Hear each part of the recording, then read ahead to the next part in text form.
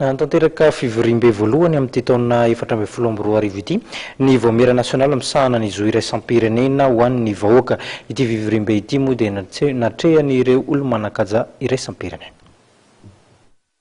Konadimo misy hoe droit international humanitaire zany hoe ny lalàna iraisam-pirenena amin'ny zoma olona indrindra rehefa misy niady conflit armé mipetraka amin'ny fanontaniana hoe nahoana no misy Konady eto Madagasikara, tsy eto Madagasikara ihany misy ny Konady fa misy tany afrikana européenne satria izy io zany a misahana zavatra maro. Voalohany aloha zany a dia manaparitaka diffusion ny atao hoe droit international humanitaire ny Konady eraky Madagasikara ary manangana mba amora ny asan'ny Konady manangana ny atao hoe COREDI commission régionale du droit international humanitaire amin'ny région misy anankitelo zao nefa tafatsangana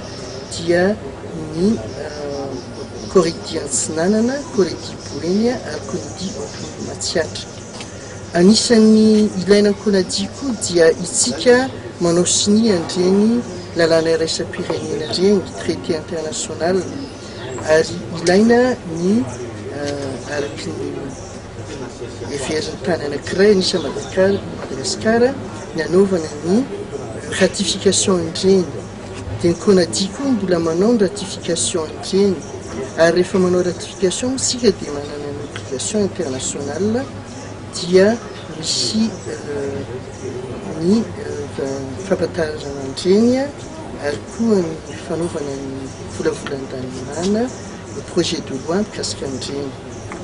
Misy koa ny membre moa efa voalazako teo dia misy koa ny fampianarana ireo miaramila ny conduite à tenir raha ohatra sanatrika misy izany ady zany. Tsika moa dia tsy mahafantatra n'izany ady zany conflit armé ary tsika rehefa tany maro tsy mahafantatra n'izany manana ny atao hoe Konady